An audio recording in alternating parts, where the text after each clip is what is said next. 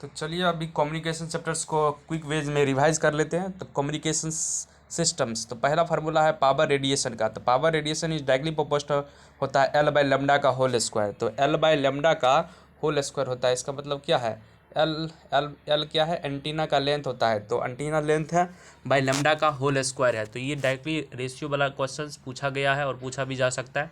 Size of the antenna जो होता है वो greater than equal to lambda by 4 होता है।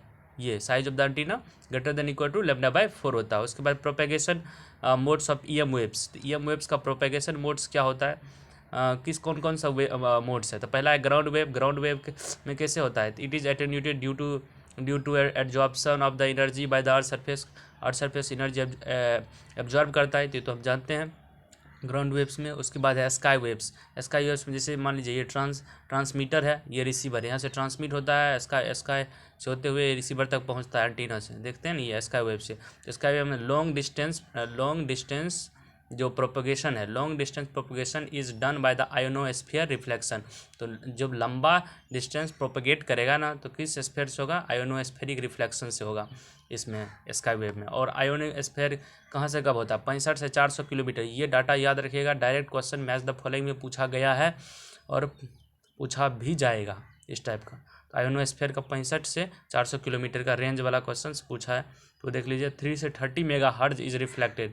तो इसमें जो स्काई वेव में कितना मेगा हर्ज रिफ्लेक्ट होता है, तो 3 से लेकर 30 मेगा हर्ज रिफ्लेक्ट होता है, ठीक है। उसके बाद अगर फ्रीक्वेंसी 30 मेगा हर्ज से ज़्यादा होगा तो वो पेनिट्रेट्स मतलब छेद कर देगा आयोनोस्फीयर में। तो 30 मेगा हर्ज से अगर ज़्यादा नहीं होना चाहिए स्काई वेव्स अगर प्रोपगेशन करवाएंगे, तो इसके लिए ये हार्मफुल होगा आयोनोस्फीयर के लिए। अब स्पेस वेव्स क्या होता है, तीसरा स्पेस वेव जिसका frequency 40 mega hertz line 40 mega hertz line of site propagation is done. तो जिसका 40 से ज़्यादा होगा उसका किससे प्रोपगेशन होगा, स्पेस वेव से करना चाहिए, ठीक है। और line of site must be clear for transmission and receiver antenna.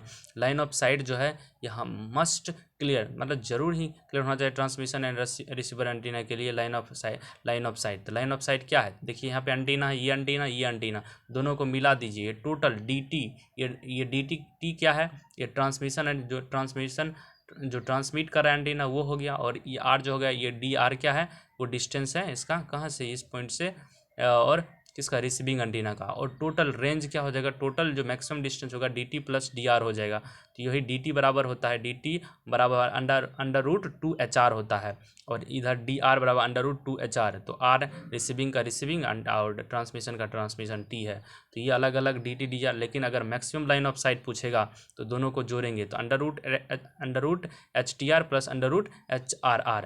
तो इस तरह से ये formula maximum line of sight का आपको याद रखना है। डायरेक्ट क्वेश्चन आया है, जेईई मेंस में भी, नीट में भी बहुत बार आया है, तो वो इस पे बहुत पूछता है। तो मैक्सिमम लाइन ऑफ साइट क्या हो जाएगा, under root 2HR plus under root 2HR। तो 2HR इसे याद रखिए, अंडर रूट में 2HR।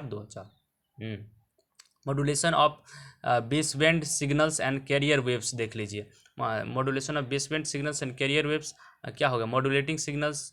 और ये जो मॉड्यूलेशन और बेस बैंड सिग्नल्स को हम मॉड्यूलेटिंग सिग्नल भी कहते हैं, और कैरियर वेव्स को हम हाई फ्रीक्वेंसी सिग्नल्स भी कहते हैं। Superposition of base band with carrier wave, तो सुपरपोजिशन करना मतलब उसको मिक्स करना बेस बैंड को कैरियर वेव्स कैसे करेंगे, जैसे देख लीजिए ये है MOD मॉड्यूलेशन वेव से क्या, कैरियर वेव्स इधर से दे दिए, बेस बैंड इधर से दे दिए, ट्रांसमिट हो रहा है, हो गया ट्रांसमीटर।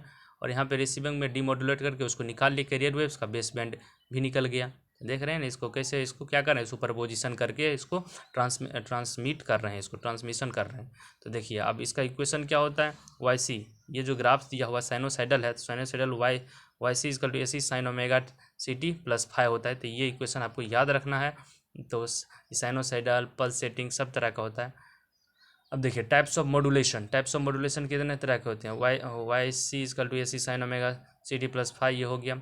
अब टाइप्स ऑफ मॉड्यूलेशन पढ़ना है तो 3 तरह के मॉड्यूलेशन होता है, एक एम्पलीट्यूड मॉड्यूलेशन, फ्रीक्वेंसी मॉड्यूलेशन और फेज मॉड्यूलेशन। तो EM FM PM हम लोग के सिलेबस में सिर्फ EM है और थोड़ा बहुत FM भी है, फेज मॉड्यूलेशन नहीं है। तो यही दो को थोड़ा पढ़ेंगे।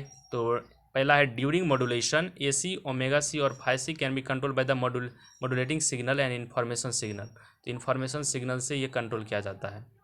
या मॉड्यूलेटिंग सिग्नल्स का, बात बराबर है। Y M equal to A M sine omega omega T, sine omega A M sine omega T. और यहाँ पे देखिए मॉड्यूलेटिंग सिग्नल जो कि मैसेज सिग्नल्स है और कैरियर से, दोनों को मिक्स करके और यहाँ से भेज रहे हैं। और कैरियर का देखिए ओमेगा ग्रेटर है किससे, मॉड्यूलेशन से, तो कैरियर का ज़्यादा होता है ओमेगा मॉड्यूलेटिंग से। अब टाइप्स ऑफ मॉड्यूलेशन में क्या है, ई एम, देखिए ये ई एम मॉड्यूलेशन, इसका इक्वेशन याद रखिएगा, इस पर क्वेश्चन पूछा जाता है। Y equal to A C plus E M sine omega M T और साइन ओमेगा सी टी। तो A C plus A M sine omega M T ये मॉड्यूलेशन का है, और ये है लास्ट इधर जो है ब्रैकेट के बाहर ये कैरियर का है, साइन ओमेगा सी टी। और इसी को संक्षेप में इसको कॉमन लेके कैसे लिख दिया, A C equal to 1 plus A M by A C sine omega T into sine omega C T. तो ए एम बाई ए सी क्या है, मॉड्यूलेशन इंडेक्स है। तो मॉड्यूलेशन इंडेक्स का डायरेक्ट क्वेश्चन पूछा जाता है, तो mu equal to A M by A C याद रखिएगा। देखिए स्टार भी बना दिए, इस पर भी डायरेक्ट क्वेश्चन आया हुआ है। तो इस तरह से आप इक्वेशन को जनरली मतलब लिख सकते हैं। और y equal to A C sine omega C T plus mu A C by 2 cos omega C minus omega M into T. अगर ज़्यादा डीप में पूछेगा तो ये इक्वेशन यूज़ करवा लेगा, ठीक है। नहीं तो बेसिक ये इक्वेशन, नहीं तो ये इक्वेशन, नहीं तो ये तो मॉड्यूलेशन इंडेक्स डायरेक्ट क्वेश्चन आता ही है, mu equal to A M by A C. अब देखिए ये ग्राफ देख लीजिए, ए सी वर्सेज ओमेगा का ग्राफ। तो देखिए ओमेगा सी है कैरियर वेव्स का ओमेगा, ये कैरियर वेव्स का, और एक स्टेप आगे गए तो omega C plus omega M हो गया, और एक स्टेप पीछे गए तो निगेटिव हो गया, तो omega C minus omega M हो गया। और इस पॉइंट पे आप बात कर रहे हैं म्यू ए सी बाई 2 है, म्यू ए सी बाई 2 है। तो आप देख सकते हैं कि ग्राफ्स किसका है, ओमेगा सी का, ओमेगा सी पे कितना है, ए सी है। लेकिन म्यू अगर एक स्टेप आगे लिए तो omega C plus omega M, omega C minus omega M पे म्यू ए सी बाई 2 है। तो ये डाटा आपको याद रखना है, म्यू ए सी बाई 2 और ए सी कहाँ पे है ग्राफ। तो ग्राफ यहाँ से यहाँ, और इसके बाद यहाँ से यहाँ वाला का म्यू ए सी बाई 2 है। तो आपको समझ आ गया होगा। आगे चलते हैं। फ्रीक्वेंसी कैरियर वेव का omega C lower frequency omega, वही लोअर साइड फ्रीक्वेंसी और अपर साइड फ्रीक्वेंसी था ऊपर में जो दिया गया है ये। अब देखिए बैंडविड्थ क्या 2 ओमेगा एम, इस पर भी क्वेश्चन पूछा गया है। तो बैंडविड्थ बराबर 2 ओमेगा एम बराबर 2 एफ एम है, 2 ओमेगा एम बराबर 2 एफ एम। और म्यू बराबर ए एम बाई ए सी, और A maximum minus A minimum upon A maximum plus A minimum mu का वैल्यू होता है। तो ये भी यूज़ करवा लेगा, ए मैक्सिमम दे देगा, ए मिनिमम दे देगा, इस तरह से पूछेगा म्यू का वैल्यू बताओ। म्यू मतलब मॉड्यूलेशन इंडेक्स। तो ए एम बाई ए सी बराबर ए मैक्सिमम माइनस ए मिनिमम, तो ऊपर माइनस है, ऊपर माइनस है और नीचे प्लस है। तो ये याद रखिएगा, आराम से डायरेक्ट क्वेश्चन बन जाएगा। ए एम ए सी, तो ये साइनोसाइडल है, तो मॉड्यूलेटिंग सिग्नल्स है। ये जो साइनोसाइडल मॉड्यूलेटिंग सिग्नल्स होता है, और ये जो है ना जिक जैक ढिक चुक ढिंग ढिक चुक ढिंग ढिक चुक ढिंग, इस तरह से ना देख रहे हैं ना, कैरियर वेव है। और दोनों को मिक्स करके क्या बना दिए, मॉड्यूलेटिंग सिग्नल बना दिए। देखिए ऊपर में दोनों के बीच में एक इन्वेलप की तरह बन गया, और यहाँ पे ए मैक्सिमम का वैल्यू यहाँ है, ए मिनिमम का वैल्यू कहाँ पे, यहाँ पे देख रहे हैं ना इसके डायरेक्टली। और यहाँ पे मिनिमम शो कर रहा है और मैक्सिमम यहाँ पे शो कर रहा है। ये इन्वेलप एक तैयार हो गया, एक क्या इन्वेलप हो गया, इसमें चिट्ठी लेके भेज सकते हैं, वही सिग्नल भेजने के लिए यूज़ कर लेते हैं, मॉड्यूलेट करने के लिए मॉड्यूलेशन सिग्नल्स। समझ आया। अब देखिए कुछ टर्म्स है जो थ्योरेटिकल है, जैसे ट्रांसड्यूसर हो गया, क्या होता है, जैसे ट्रांसमीटर से चैनल के थ्रू रिसीवर तक पहुंचता है कोई भी इन्फॉर्मेशन, मान लो टेक्स्ट है, वीडियो है। तो वीडियो क्या होता है, पहले हम शूट करते हैं या मोबाइल से, उसके बाद इलेक्ट्रिकल एनर्जी का यूज़ करते हुए तब चैनल्स के थ्रू फिर रिसीविंग तक जाता है, जो स्क्रीन मॉनिटर पे जाता है। तो ये सब प्रोसेस कैसा है, तो ट्रांसड्यूसर क्या करता है, ट्रांसड्यूसर इन्फॉर्मेशन को इलेक्ट्रिकल सिग्नल के माध्यम से भेज देता है, मतलब उसमें उसके माध्यम से भेजता है। और ये माइक काम कर, जैसे माइक हम अगर बोल रहे हैं माइक में, तो माइक ये काम कर रहा है, ट्रांसड्यूसर का काम। मॉड्यूलेटर क्या होता है, मॉड्यूलेटर होता है सुपर पोजिशन ऑफ सिग्नल का सुपरपोजिशन करना, मतलब कि दो सिग्नल को, जैसे कि देखे थे ना कैरियर वेव के साथ मॉड्यूलेटिंग वेव्स को भी जोड़ दिए, तो उस तरह से उसका प्रोपगेशन हो गया। उसी तरह से ट्रांसड्यूसर रिसीविंग में देखिए थे, उसमें क्या करता है, इलेक्ट्रिकल एनर्जी सिग्नल आया, उसको निकालना, इन्फॉर्मेशन को एक्सट्रैक्ट कर लेता है और अंडरस्टैंड कर लेता है। तो अंडरस्टैंड करना ट्रांसड्यूसर का काम है। स्पीकर जैसे हो गया स्पीकर। डीमोडुलेटर क्या होता है, इन्फॉर्मेशन को निकालना। डीमोडुलेट करना मतलब इन्फॉर्मेशन निकालना, इन्फॉर्मेशन भेजा है चैनल्स को थ्रू रिसीविंग तक और इसको निकाल लेना, यही काम कर रहे हैं डीमोडुलेशन।